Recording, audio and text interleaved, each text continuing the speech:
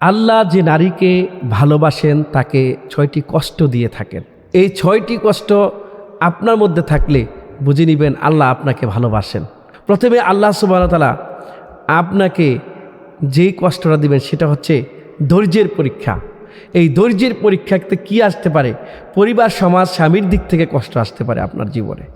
আপনি এই পরিবার, সমাজ, স্বামীর দিক থেকে কষ্ট আসলে আপনি ধরে নেবেন না যে আপনি অত্যন্ত অসুখী হয়ে গেছেন।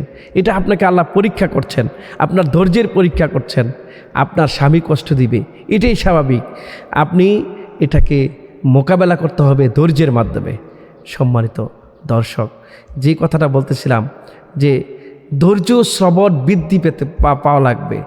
হজরতে আসিয়াকে ফেরাউন এত কষ্ট দিয়েছে যেটা ভাষায় বর্ণনা করা সম্ভব নয়। হজরতে আসিয়ার হাতে পেরেক মেরে, কপালে পেরেক মেরে, পায়ে পেরেক মেরে তাকে শাস্তি দিয়ে দেওয়া হয়েছে। তার উপরে অর্থাৎ কড়াইয়ে ঢেলে গরম তেল দিয়া তাকে ঢেলে দেওয়া হয়েছে। তারপরও আসিয়া তার স্বামীর প্রতি কোনোদিন বদদোয়া দেননি। যদিও আল্লাহ সুবহানাহু ওয়া তাআলা আসিয়াকে শ্রেষ্ঠ নেয়ামত জান্নাতের ছবিটা আসিয়ার সামনে দেখিয়েছিলেন। সুবহানাল্লাহ, সুবহানাল্লাহ। এই জন্য যে নারীকে আল্লাহ পরীক্ষা করেন, সে তাকে কষ্ট দেন, তাকে ধৈর্যের পরীক্ষা দেন। সেই ধৈর্যের পরীক্ষা যদি সে পাশ করতে পারে, সে ইহকালেও কল্যাণ এবং পরকালেও মুক্তি পেয়ে যাবে। সম্মানিত দর্শক, কোরআনেই বলা হয়েছে, আল্লাহ সুবহানাহু ওয়া তাআলা সূরা আল বাকারার 155 নম্বর আয়াতে আল্লাহ বলেন, আমি অবশ্যই তোমাদেরকে পরীক্ষা করব। সুবহানাল্লাহ। এই পরীক্ষা আমাদেরকে টিকে থাকতে হবে। 2 নম্বরে, একজন নারীকে আল্লাহ যে কষ্ট দেন আর ওই নারীকে ভালোবাসেন, যদি নারী সেই কষ্টের সময় আল্লাহর উপরে তাওয়াক্কুল থেকে তার পরীক্ষা সে পাশ করতে পারেন, সেটা হলো দরিদ্রের অভাব, অর্থাৎ রিজিকের অভাব আল্লাহ দিবেন। আল্লাহ বলেছেন, ওয়ালা নাবলুওয়ান্নাকুম বিশাইয়্যিম মিনাল খাউফি ওয়াল জু'। এখানে জু' শব্দের অর্থ হচ্ছে রিজিকের অভাব, অর্থাৎ আপনাকে ক্ষুধার অভাব দিয়া আপনাকে আল্লাহ রাব্বুল আলামিন পরীক্ষা করবে। সুতরাং এই রিজিক আল্লাহ আপনাকে কম দিবেন, তার মানে এই নয় যে আল্লাহ আপনাকে ভালোবাসেন না, বরং আপনাকে ভালোবাসেন বিদায় আল্লাহ সুবহানাহু ওয়া তাআলা রিজিক কমাই দিবেন। কমাই দিয়া আল্লাহ দেখবেন যে আপনার কেমন আস্থা এবং বিশ্বাস, নির্ভরতা আল্লাহর উপরে রয়েছে।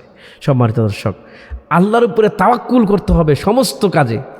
জীবনে যা কিছু হোক না কেন, আল্লাহ বলেছে, কথা আছে, আল্লাহ ইন্নাল্লাহা ইউহিব্বুল মুতাওয়াক্কিলিন। আল্লাহর উপরে যারা তাওয়াক্কুল করে আল্লাহ তাদেরকে বেশি পছন্দ করেন। 3 নম্বরে, যেটা দিয়ে একজন নারীকে আল্লাহ পরীক্ষা করবেন এবং ওই নারীকে আল্লাহ বেশি ভালোবাসেন, যে নারীর জীবনে অসুস্থতা ছাড়ে না। অর্থাৎ অসুস্থ নারীদেরকে আল্লাহ খুব ভালোবাসেন। মনে করবেন না যে আল্লাহ অপছন্দ করেন। অর্থাৎ যিনি অসুস্থ আল্লাহ তাকেও ভালোবাসেন, কিন্তু তাকে পরীক্ষা করছেন। অসুস্থতার মধ্যে শরীরের কষ্ট, অসুস্থতার মধ্যে রয়েছে এই গুনাহ মাফ, মর্যাদা বৃদ্ধি। সুবহানাল্লাহ। আপনার শরীরে কষ্ট হয় অসুস্থতায়, আপনার জ্বর, আপনার ঠান্ডা ভালো হয় না, আপনার কাশ ভালো হয় না, আপনি অনেক বড় রোগাক্রান্ত হয়ে গেছেন। মনে করছেন, আহারে আমার কোনো সফলতা নাই, আমি শুধু অসুস্থ থেকেই মারা গেলাম। এইটার ভিতরেও অনেক সফলতা থেকে যেতে পারে।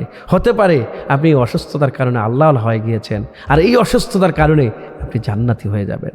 সম্মানিত দর্শক, এই জন্য খেয়াল রাখা লাগবে যে অসুস্থ হলেই আল্লাহ তাকে ভালোবাসেন না, বিষয়টা এমন নয়। গুনাহ মাফ হওয়ার একটা কারণ হচ্ছে অসুস্থতা। যিনি বেশি অসুস্থ থাকেন আল্লাহ তার গুনাহ মাফ করে দেন। সেজন্যে কোনো নারী যদি অসুস্থ থাকে বেশি, সেই নারী মনে করবেন না আল্লাহ আপনাকে পছন্দ করে না। আল্লাহ আর যাকে পছন্দ করেন, 4 নম্বরে হচ্ছে তাকে মানুষ দ্বারা কষ্ট পাওয়া। কী ধরনের? অপমান, অবিচার। অপমান অবিচার করে অনেককে কষ্ট দেওয়া হয়। যেমন হযরতে আয়েশা রাদিয়াল্লাহু তাআলাকে অপবাদ দেওয়া হয়েছিল, চরিত্রের ভিতরে কালিমা লাগানোর চেষ্টা করা হয়েছিল, বরং আল্লাহ নিজেই কোরআনুল কারীমের আয়াত নাজিল করে তার সত্যতা প্রমাণ করেছেন। এই ধরনের অনেক দুর্নীতি, অনেক অপমান কোনো নারীর ক্ষেত্রে হতে পারে, তাহলে বুঝে নেবেন ওই নারীকে আল্লাহ পছন্দ করেন। 5 নম্বরে, প্রিয় জিনিস হারানোর মাধ্যমে, যেমন প্রিয় মানুষ, সম্পদ হারানো, দুনিয়ার প্রতি আসক্তি কমানো। অর্থাৎ এই 5 নম্বরে ওই নারীকে আল্লাহ পছন্দ করেন যে নারী প্রিয় জিনিস হারাবে, মনে করে নেবেন আল্লাহ আপনাকে পছন্দ করেন। কারণ আপনি মনে করতে পারেন যে হারে আমার স্বামী হারিয়ে গেল, আমার একটা সন্তান হারিয়ে গেল, আমার জীবন থেকে অনেক সম্পদ চুরি নিয়ে গেল, এতে করে আপনি সাময়িকভাবে কষ্ট পেতে পারেন। আপনি যদি আল্লাহর উপরে তাওয়াক্কুল করতে পারেন, অবশ্যই আল্লাহ সুবহানাহু ওয়া তাআলা আপনাকে ভালোবাসবেন এবং আপনাকে সেই অনুযায়ী যাজা দান করবেন। সম্মানিত দর্শক, আমরা যেই কথা বলতে চাই যে মিথ্যা অপবাদ দেয়া, তারপরে অনেক স্বামী আছে তার স্ত্রীকে অবহেলা করে, এই অবহেলা থেকে অবহেলা দেখে আপনি কষ্ট পাবেন না, এটা আপনার ধৈর্যের পরীক্ষা হচ্ছে। এই কষ্টগুলো যাদের ভিতরে থাকবে আল্লাহ সুবহানাহু ওয়া তাআলা তাদেরকেই ভালোবাসেন। হাদিসে নবী করিম সাল্লাল্লাহু আলাইহি ওয়াসাল্লামের একটা হাদিস আসছে, আল্লাহ যখন কোনো বান্দাকে ভালোবাসেন তখন তাকে পরীক্ষা করেন। তিরমিজি শরীফে হাদিসটা এসেছে, আল্লাহ যখন কোনো মানুষকে ভালোবাসেন তখন তাকে পরীক্ষা করেন। অর্থাৎ কোনো নারীকে যখন আল্লাহ ভালোবাসেন, ওই নারীকে আল্লাহ এই 5-6টি বিভিন্ন বিপদ দিয়া, কষ্ট দিয়া তাকে পরীক্ষা করে আল্লাহ সুবহানাহু ওয়া তাআলা তাকে উন্নতির শিখরে আরোহণ করে মহান জান্নাতে আল্লাহ জায়গা করে দেবেন। যেমনটা দিয়েছিলেন হযরত আসিয়াকে, যে আসিয়ার উপরে ফেরাউন এত বেশি নির্যাতন করেছে, আসিয়া কখনো আল্লাহর কাছে কোনো দিন নোটিশ করেন নাই, আল্লাহর কাছে আরজি পেশ করেন নাই, কিন্তু আসিয়া নীরবে সহ্য করে আল্লাহর কাছ থেকে আল্লাহর সবচাইতে বড় যে উপহার জান্নাতরা আসিয়ার দুনিয়ায় থাকতেই আল্লাহ দিয়ে দিয়েছিলেন। সুবহানাল্লাহ, সুবহানাল্লাহ, সুবহানাল্লাহ। হযরতে খাদিজা রাদিয়াল্লাহু তাআলা আনহাকে আল্লাহ এত বেশি কষ্ট দিয়েছেন, তারপরেও খাদিজা কোনোদিন ঈমান হারা হন নাই। তিনিও দেখিয়ে গেছেন যে স্বামীর প্রতি তার কি আচরণ ছিল এবং কি ধৈর্য আল্লাহ খাদিজাকে দিয়েছিলেন। খাদিজার সমস্ত সম্পদ প্রিয় নবী হযরত মুহাম্মদ রাসূলুল্লাহকে দিয়ে দিয়েছিলেন। ইসলামের জন্য নবী করিম সাল্লাল্লাহু আলাইহি ওয়াসাল্লাম সমস্ত সম্পদ ব্যয় করে ফেলেছিলেন। তারপরেও খাদিজা সবসময় আরামে থাকতেন, কিন্তু আরামে না থাকতে পারলেও খাদিজা কখনো অসুখী হন নাই, কোনো দিন দুশ্চিন্তায় পড়েন নাই। সেই খাদিজাকেও আল্লাহ সুবহানাহু ওয়া তাআলা জান্নাতি হিসাবে ঘোষণা দিয়েছেন।